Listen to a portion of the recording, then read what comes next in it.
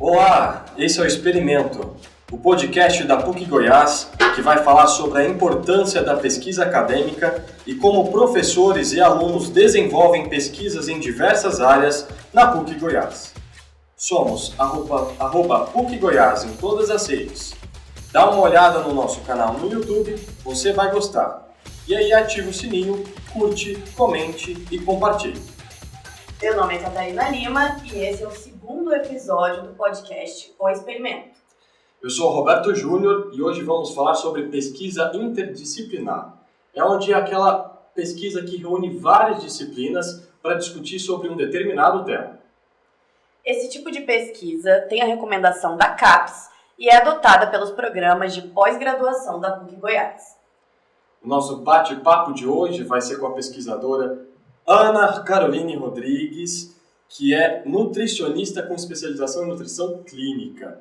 Ana também tem mestrado na área de psicologia, abordando análise do comportamento.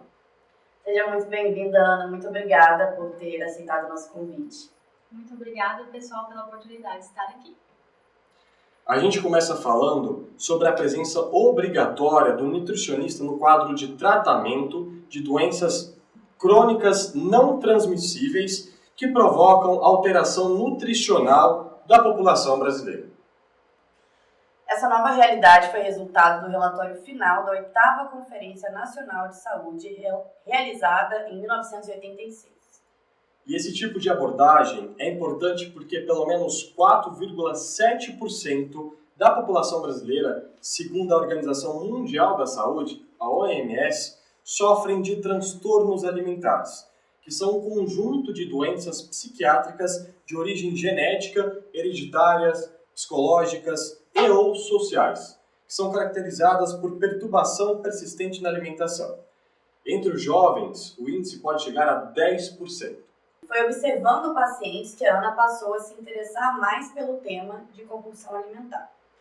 Então, para começar nosso bate-papo, Ana, a gente vai falar um pouco sobre essa observação, que foi o primeiro passo para iniciar a sua pesquisa. E eu queria saber, a compulsão alimentar é um tipo de transtorno de origem multifatorial? Sim. A compulsão alimentar está relacionada a fatores genéticos, por exemplo, a pessoa ter já um fator genético de impulsividade, ou, por exemplo, um fator genético também relacionado ao sobrepeso. A maioria das pessoas que buscam tratamento para compulsão alimentar estão acima do peso, mas não é uma regra. Tem pessoas que têm compulsão e estão com peso normal. O outro fator são fatores sociais. Então, por exemplo, situações aversivas que a pessoa passou no seu histórico de vida, crianças que tiveram bullying na escola, por exemplo, podem desenvolver esse transtorno na fase adulta. Está relacionado também ao ambiente, que tipo de alimentos que estão disponíveis, como, por exemplo, alimentos ultraprocessados, alimentos que a gente gosta mais de comer, a indústria alimentícia sabe disso e se utiliza disso para produzir esses alimentos que são mais saborosos. Então, ela sim é multifatorial. Certo. De que forma os aspectos socioculturais podem interferir no comportamento de uma pessoa que é obesa? Sim.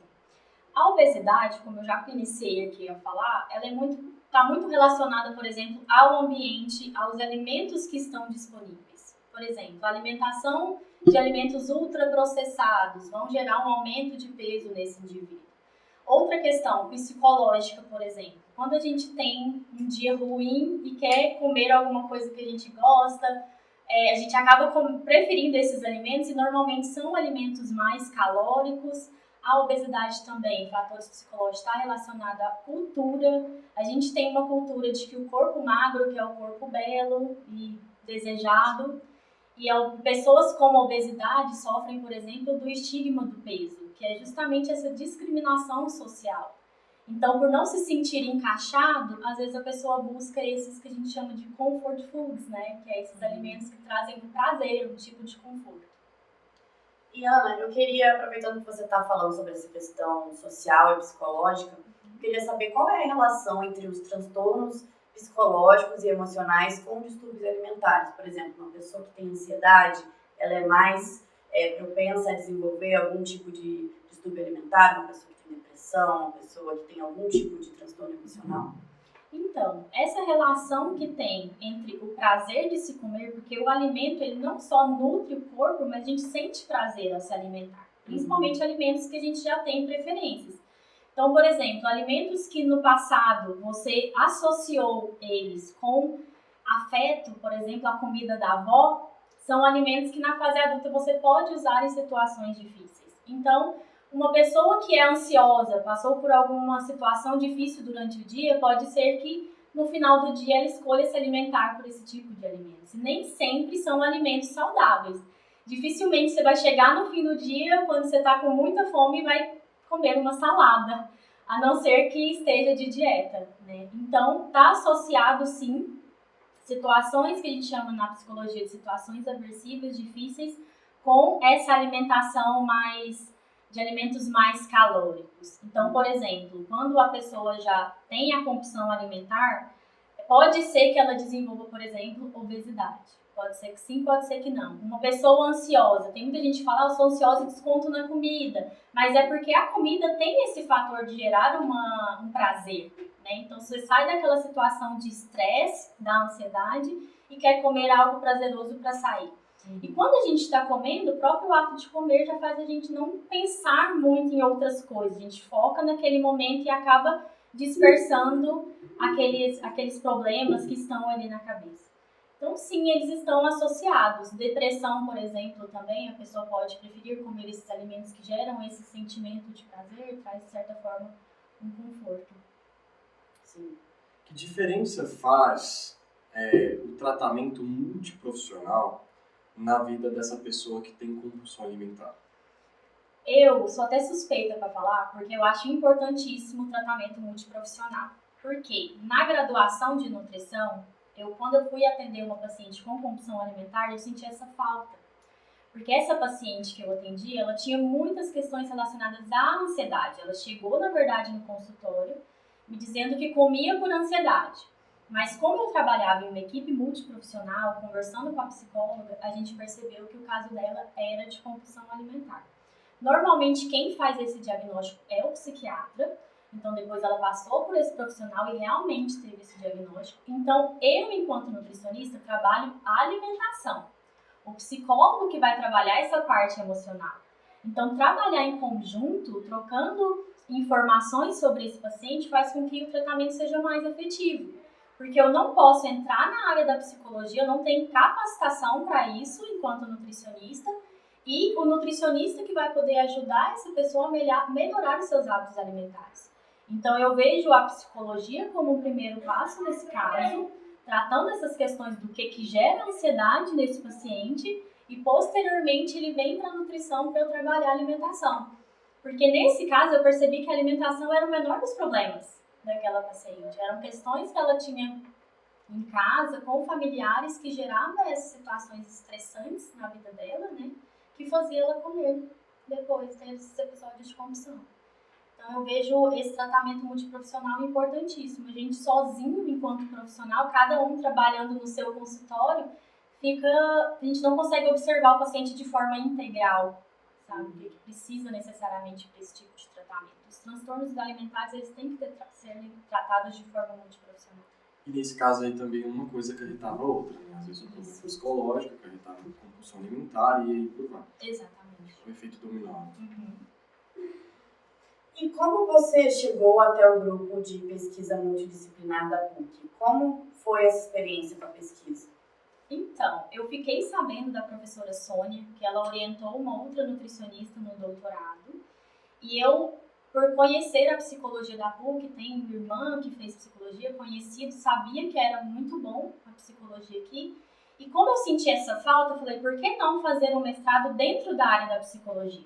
Porque a nutrição comportamental tem sido se discutido desde 2014, mas ainda é muito novo, tudo muito amplo. Não se tem essa análise que a psicologia tem do comportamento em si. E quando eu conheci, eu peguei o contato da professora Sônia, com conhecidas da psicologia aqui da PUC, entrei em contato com ela. E quando a gente conversou, as nossas ideias casaram muito. Assim, ela falou, nossa, exatamente esse tema que eu quero pesquisar. E eu vim com essa questão da obesidade, que eu já trabalho obesidade há um tempo dentro da nutrição, e contei esse caso para ela dessa paciente que eu recebi e senti que sozinha eu não conseguiria tratá-la. E aí ela falou, vamos estudar no primeiro momento era só obesidade e o estigma do peso. Depois a gente trouxe o N também de compulsão alimentar, pensamos em instrumentos para poder aplicar, né, para analisar essas pessoas, e aí a gente estudou tudo isso junto. O estigma do peso em pacientes com obesidade, mulheres com obesidade, e a compulsão alimentar. Então foi mais, eu chamava de preconceito no primeiro momento, e a professora Sônia me trouxe o tema do estigma do peso. Então foi nesse sentido, assim, eu fiquei sabendo que ela orientava pessoas de outras áreas, porque nem todos os professores recebem alunos que não são da área que eles trabalham. Sim. Como eu bem disse no início, a professora, a nutricionista, além de nutricionista, é pesquisadora. De que forma uma pesquisa científica pode mudar a vida dessas pessoas? Não só uma pesquisa em si, mas um conjunto de pesquisas científicas pode alterar a vida dessa pessoa que tem compulsão alimentar. Para mim, o papel do profissional da saúde é justamente pegar a ciência, que são os artigos científicos que tem publicado na história mais recente, e trazer isso para a população geral. Então, quando a gente vai atender, a gente precisa estar por dentro do que tem cientificamente e conseguir mudar a linguagem para trazer para o público geral o que a gente entende sobre pesquisa. Então, a pesquisa ela é importantíssima, tanto para quem está na área acadêmica e é profissional da área da saúde, para a gente saber o que tem de estudos novos, o que está se dizendo sobre o assunto. Vocês já devem ter visto, quando se trata de alimentação, sai uma pesquisa falando que o alimento é bom, depois sai outra que ele não é, foi visto que não é, então a pesquisa está sempre em mudança. A gente precisa estar vendo o que está atualmente saindo nas pesquisas para poder fazer um atendimento melhor para um paciente. Então, às vezes eu estou orientando uma coisa, sai uma pesquisa falando não orienta mais isso, mudou as recomendações. E a gente precisa se adaptar. Então, eu vejo a pesquisa importante tanto para o profissional quanto para a população em geral, apesar de que ela não tem acesso, na maioria das vezes, a artigo científico, às vezes nem sabe o que é, mas a gente trazer com uma linguagem mais básica o que a gente aprendeu dentro da pesquisa, né, principalmente, trazer para esse profissional o que está sendo abordado. Então, no meu caso, o que está sendo considerado hoje como alimentação saudável, quais são as recomendações, por exemplo, da OMS hoje para se ter uma alimentação adequada. Então, pesquisa é importantíssimo, é necessário. Fiquei muito feliz de ter a oportunidade de participar de uma pesquisa multiprofissional, porque me trouxe uma bagagem muito diferente do que muitos colegas profissionais meus que só ficaram dentro da área. Então, fico muito feliz com essa oportunidade que me deu também.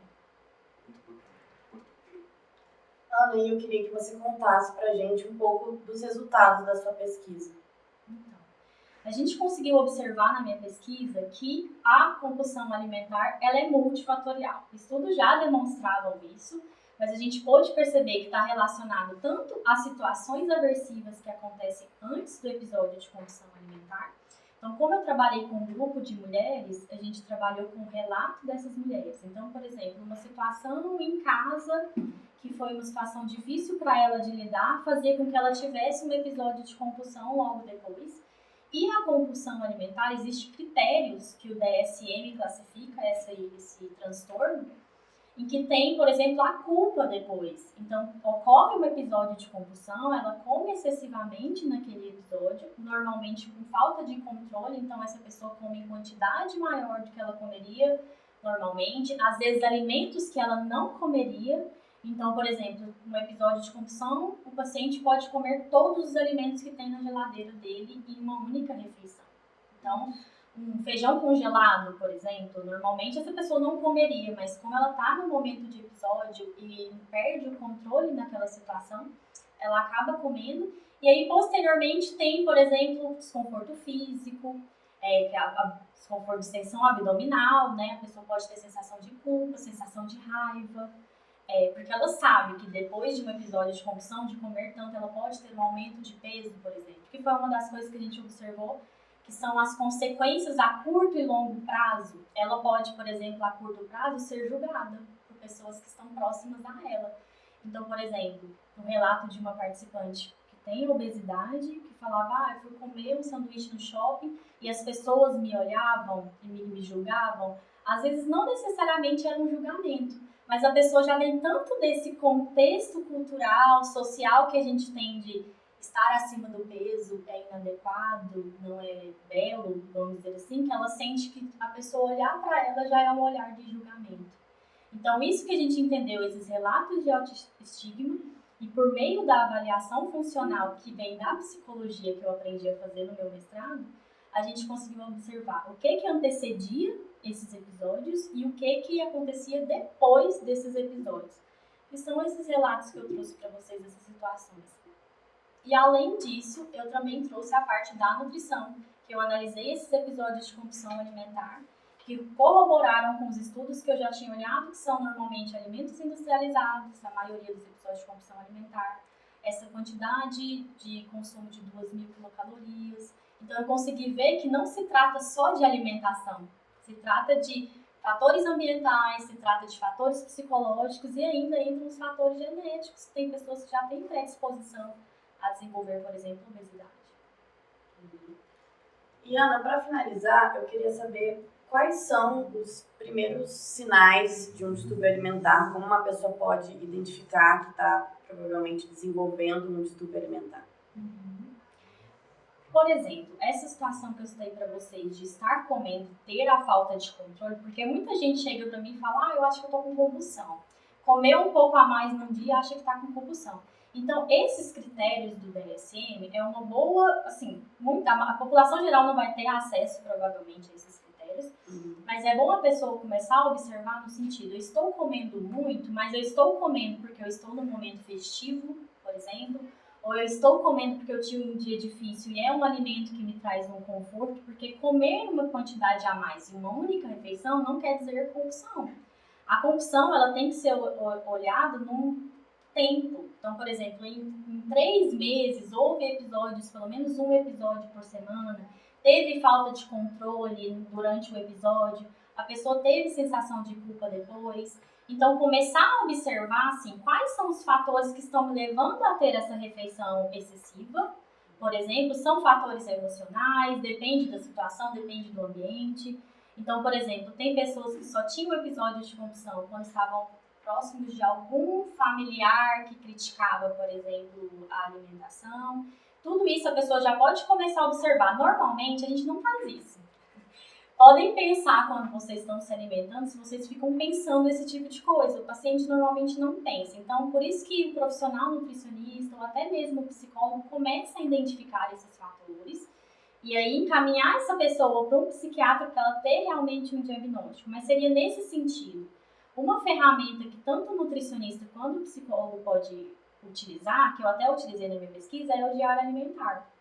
Na minha pesquisa, ele não foi focado simplesmente na alimentação, mas sim nessas situações do ambiente, do dia que a pessoa teve e as situações emocionais, em que ela trazia esses relatos, porque a gente conseguia ver quais fatores estavam associados àquele momento de compulsão, sabe?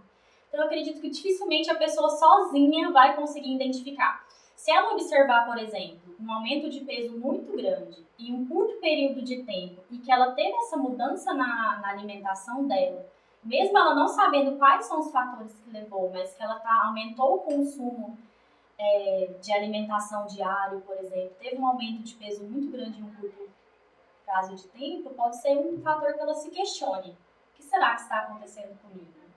E aí buscar um profissional e a gente consegue observar isso, se é ou não compulsão alimentar, se está característico ou não. Professora, uma última pergunta. Se eu percebo que existe uma pessoa que está com um comportamento estranho em relação à alimentação, o que eu posso fazer para ajudar? De início, imediato é o acolhimento, é importante não julgar essa pessoa também, como você bem pontuou. O acolhimento é o mais importante antes de começar o tratamento médico? Sim. Tanto as pessoas em geral, por exemplo, se você tiver um amigo nessa situação, eu acho que o primeiro ponto é acolhimento, porque a sociedade já julga essa pessoa, provavelmente ela já se sente discriminada socialmente, então seria o acolhimento. Se possível, encaminhá-la para um profissional, seja ele nutricionista. Se for relacionado à alimentação, nutricionista, né? Mas se você observar fatores psicológicos, também encaminhar para o nutricionista. E, se possível, que fosse uma equipe multiprofissional, para eles trabalharem em conjunto, porque nem sempre acontece, né? Nem todo profissional tem um parceiro para trabalhar. Mas, o primeiro ponto é acolhimento. Principalmente se essa pessoa está acima do peso, acolhimento é o que ela menos recebe no dia a dia. Então, o primeiro passo, principalmente o nutricionista que trabalha com transtornos alimentares, é o acolhimento. Porque se a pessoa não se sente acolhida, ela não vai contar a verdade para você. Falar sobre alimentação é difícil. E sabendo que, por exemplo, eu sou uma nutricionista, a pessoa vai querer falar para mim que ela come bem, ela vai deixar de contar uma refeição ou outra, ou algum alimento que ela considera que é ruim, na hora do relato dela sobre a alimentação dela. Então, eu preciso trazer esse acolhimento para essa pessoa se sentir confortável para me contar a verdade, porque a gente trabalha com relato. Então, eu tenho que acreditar que aquilo que aquela pessoa está me falando é verdadeiro. E eu preciso que ela confie em mim para me contar a verdade. Então, tanto com relação à alimentação, se ela está fazendo algum tipo de atividade física, se ela mente para mim, eu vou ter que acreditar que aquilo que ela me disse é verdade. Acolhimento é o primeiro passo. E a transparência também é muito importante. Sim. Professora, os transtornos alimentares e a obesidade em mulheres é mais comum? Tem alguma diferença de gênero? Sim. A obesidade ela é mais comum em mulheres, muitos estudos demonstram isso. Apesar de ter muitos homens também com obesidade, é mais prevalente em mulheres. E eu acredito que essa prevalência é maior em mulheres porque as mulheres que buscam tratamento em maior quantidade, normalmente homens não costumam buscar muitos tratamentos, então essas estatísticas às vezes nem sempre a gente consegue ter uma visão geral se realmente todos os homens, né, não estão obesos tanto quanto mulheres. Então é isso, nosso bate-papo chegou ao fim. Agradecemos muito a sua participação mais uma vez. Bom, como estamos aqui, a Ana Caroline é uma jovem pesquisadora da área de nutrição e agora também de psicologia. É isso. Muito obrigado, Ana Caroline, mais uma vez. Esperamos você no nosso próximo episódio. Até lá!